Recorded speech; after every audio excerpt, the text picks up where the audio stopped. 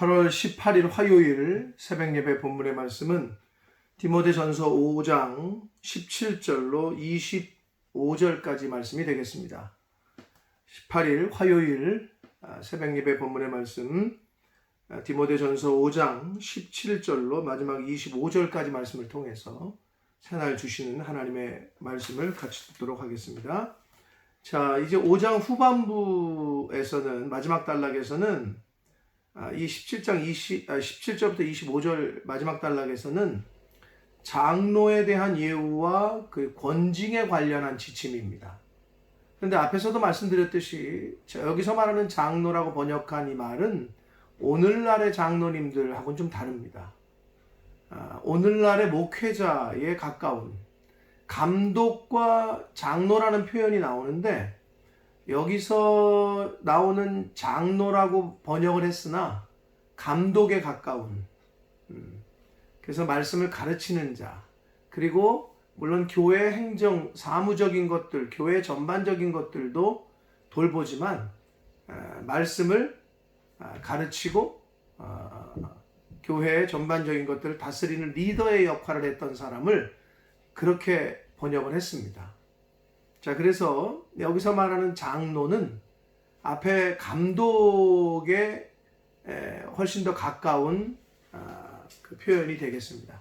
감독을 뜻하는 말이라고 보시면 됩니다. 그리고 감독은 오늘날의 목회자로 보시는 것이 더 정확합니다. 그래서 예전에는 이때 바울 당시의 초대교회에는 오늘날의 목회자와 장로와 이렇게 구분되어 있는 그런 상황이 아니었기 때문에 거의 같은 개념, 목회자와 장로의 역할을 이걸 플러스 해놓은 것이 감독, 이렇게 불렀다. 그리고 장로라고 불렀다 보시면 되는데, 자, 그래서 한번 보도록 하겠습니다. 그래서 그 장로, 즉 감독에 대한 예우와 권징에 관련한 지침인데, 잘 다스리는 장로들은 배나 존경할 자로 알되 말씀과 가르침에 수고하는 이들에게는 더욱 그리할 것이니라. 그러니까 결국 말씀과 그 말씀을 선포하고 가르치는 일에 조금 더 비중을 두었던 장로들이 있었던 거죠. 교회의 사무, 행정적인 것들을 돌보는 장로들도 있었고, 말씀을 전하고 가르치는 데 전념 좀 더 비중을 줬던 장로들로 구분이 됐던 것 같습니다.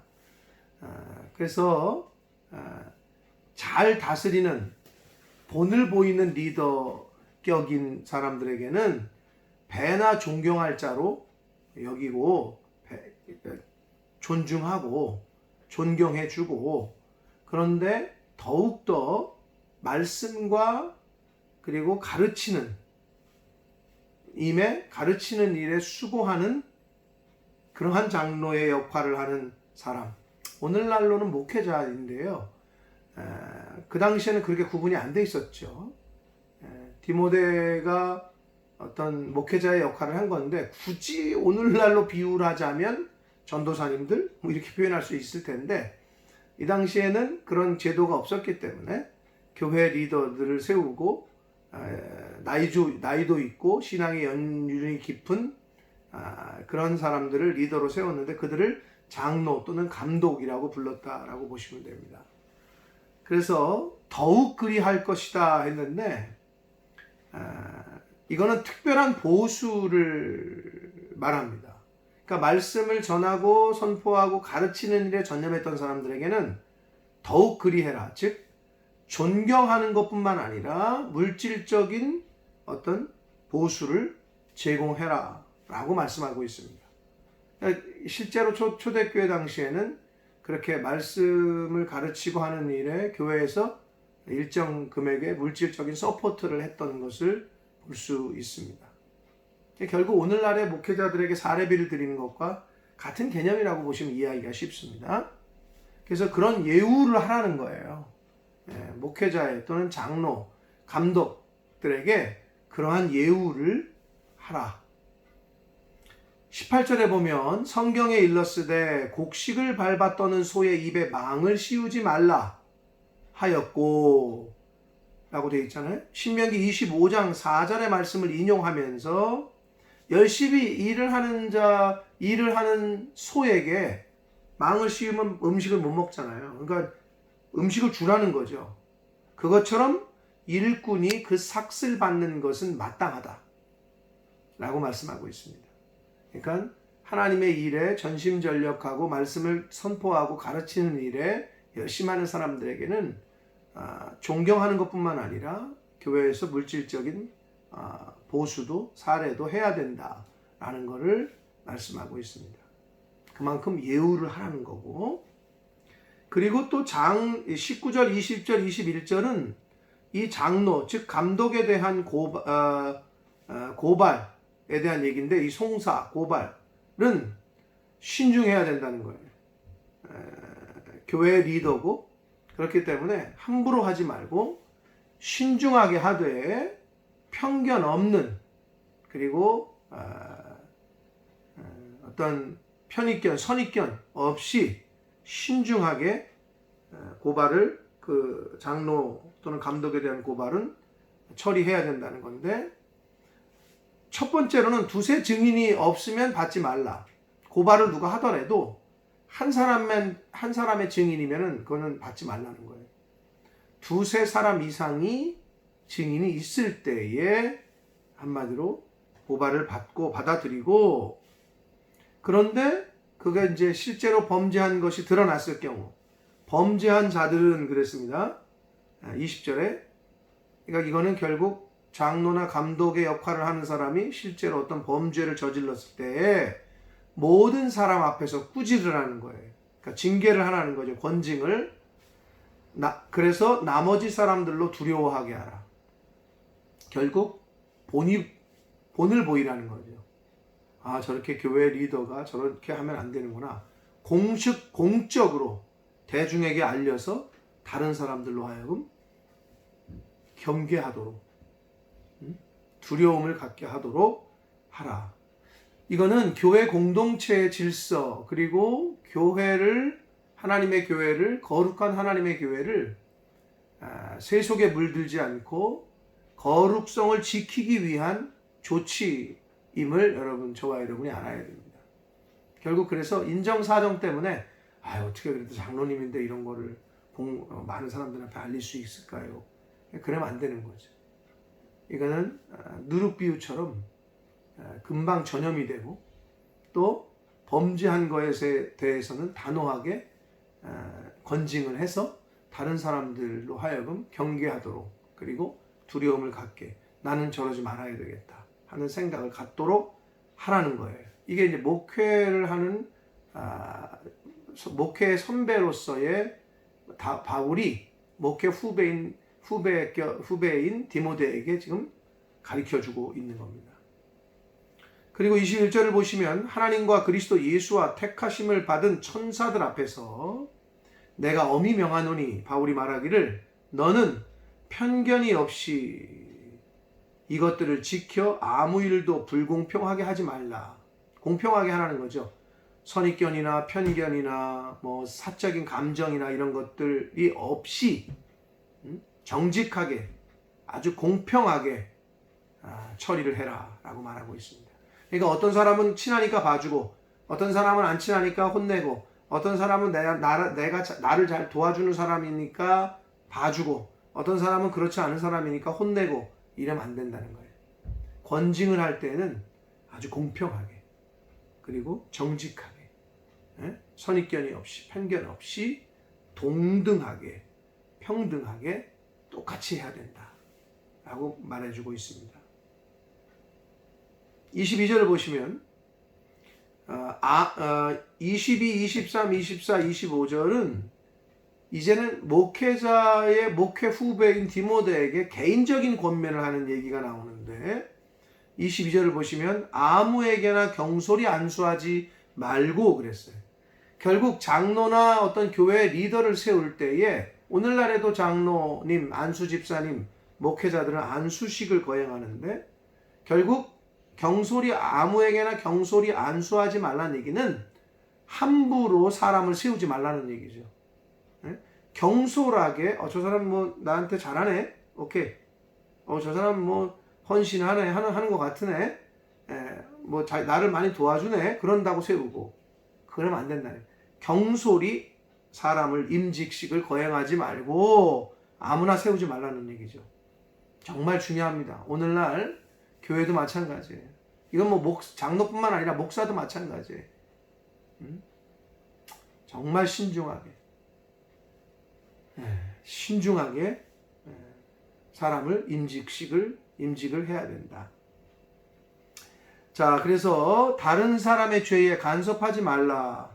경솔히 안수하는 거 조심하고, 다른 사람의 죄에 간섭하는 거, 다른 사람의 죄에 껴들어가지고 권징하는 거 이런 차원이 아니라 괜히 거기에 얽혀서 교회 본이 안 되고 또 교회가 어려움을 겪는 일이 없도록 너 자신을 잘 지켜서 거룩함을, 정결함을 유지하라 라고 이야기를 해주고 있습니다.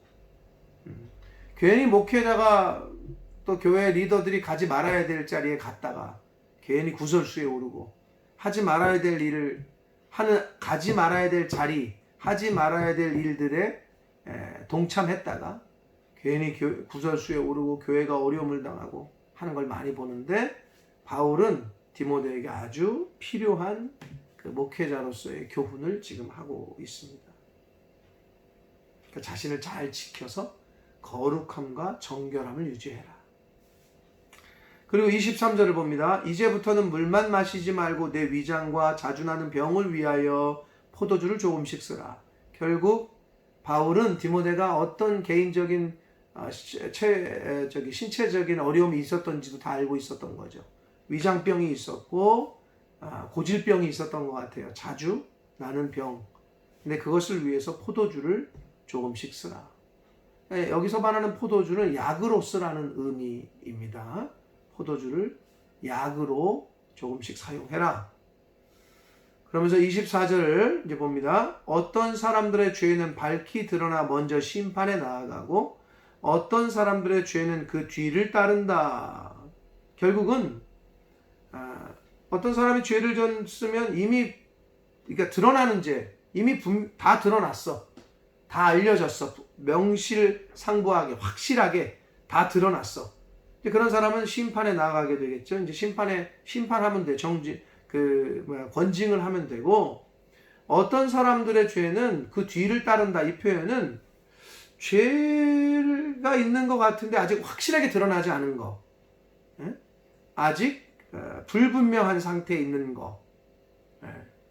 그러니까 결국 요거는 이미 그 죄가 드러난 사람들은 확실한 치리를 해야 되고, 또는 그런 사람들은 안수를 하지 말아야 되겠죠. 임직할 때 제외를 시켜야 되고, 임직을 했는데 죄가 드러난 사람은 권징을 분명하게 해야 되고, 그리고 아직 죄가 드러나지 않은 사람은 괜한 선입견을 가지지 말고 인내심을 갖고 끝까지 잘 조사를 하라는 거죠. 그러니까 결국 사람을 세울 때에는 함부로 경솔히 세우지 말고 잘 여러 가지를 종합적으로 판단해서 그리고 인내심을 가지고 사람을 잘 세워야 된다라는 것을 교훈해 주고 있습니다. 25절을 보시면 이와 같이 선행도 밝히 드러나고 그렇지 아니한 것도 죄악도 악한 것도 숨길 수 없다라고 말씀합니다.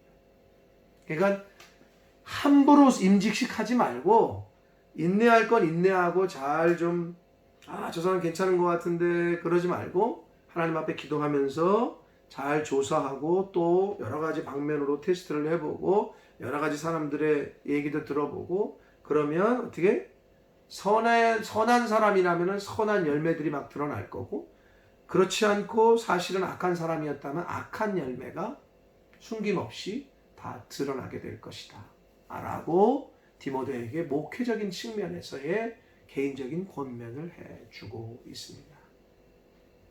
사랑하는 성도 여러분, 그래서 17절부터 21절까지는 장로에 대한 예우와 교회에서 그 하나님의 일들에 관련해서 열심히 봉사하는 사람들이라고 보시면 됩니다. 포괄적으로는 그런 사람들은 예우를 하고 또 아무리 교회 사람이라고 하더라도 잘못한 거 있으면 권징할 건 분명히 권징해야 되고, 공평하게 평등하게 이런 교훈을 주고 있고, 그리고 디모데에게 개인적인 권면을 해준 부분이 이제 23절부터 있었습니다.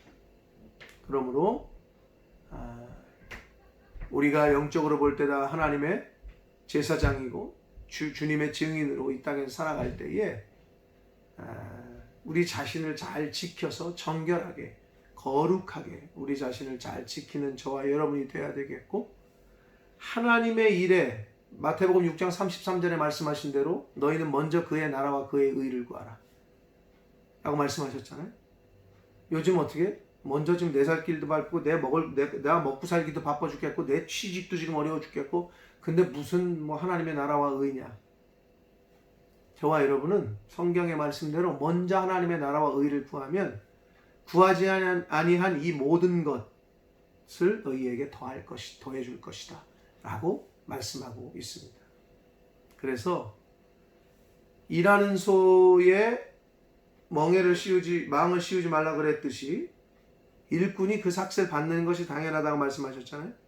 하나님의 나라와 의를 위해서 열심으로 충성하고 헌신하고 그 하나님께서 하라 하신 일들을 잘 감당하며 살면 내가 생각하지 아니한 하나님이 그 길로 내가 채우지 아니한 창고를 채우실 것이고, 내가 가려고 하지 않았던 가기 어려웠던 길이라고 생각했던 그 길을 하나님이 여실 것이고, 이건 내가 못 풀겠다 하는 그 문제들을 하나님께서 풀어주시고 그리고 열어주실 줄, 해결해 주실 줄 믿습니다. 그것이 저와 여러분이 이 세상 살아가면서 살아가야 될 삶의 자세이고, 그렇게 살아갈 때에 하나님께서는 그러한 하나님의 일들을 감당하는 자들에게 복을 주시고 길을 여시고 인도해 주시고 함께해 주실 줄 믿습니다. 그러한 인생을 살아가는 저와 여러분이 되시기를 예수 그리스도 이름으로 축복합니다. 기도하겠습니다. 살아계신 하나님 아버지, 감사합니다. 오늘도 새날 주시고 말씀을 전하고 들음으로 시작하게 해주시니 또한 감사합니다. 생명 주셔서 아버지 감사합니다. 하나님이 오늘 생명을 연장시켜 주셨고 새날을 맞이하게 해주셨는데, 오늘 또 말씀을 이렇게 전하고 듣게 해주셨는데, 바라옵고나옵기는 오늘 하루도 우리 자신을 잘 지켜서 하나님 보시기에 거룩하게 생활하게 하시고 하나님 기뻐하시는 모습으로 오늘 하루를 살게 해주시고, 또 하나님의 나라와 의를 먼저 구하는 삶을 살라고 하셨는데, 하나님 기뻐하시는 일에 하나님 나라에 열심으로 헌신하고 충성할 때 하나님께서 저희들을 먹이시고 입히시고 또 해결해야 될 문제들이 해결되게 해주시고 또 저희들의 갈 길 또한 하나님께서 인도해 주실 줄 믿습니다. 아버지, 언제까지가 저희들의 시간이 언제까지 남아있는지 모르나 생명 허락하시는 날 동안에 그렇게 하나님 기뻐하시는 모습으로 하나님의 나라와 의를 위하여, 영혼 구원을 위하여, 복음 전파를 위하여 그렇게 힘쓰고 애쓰고 또 그렇게 살아가는 하나님의 자녀된 저희 모두들 되게 하여 주옵소서. 예수 그리스도 이름으로 축복하며 기도 올리옵나이다. 아멘.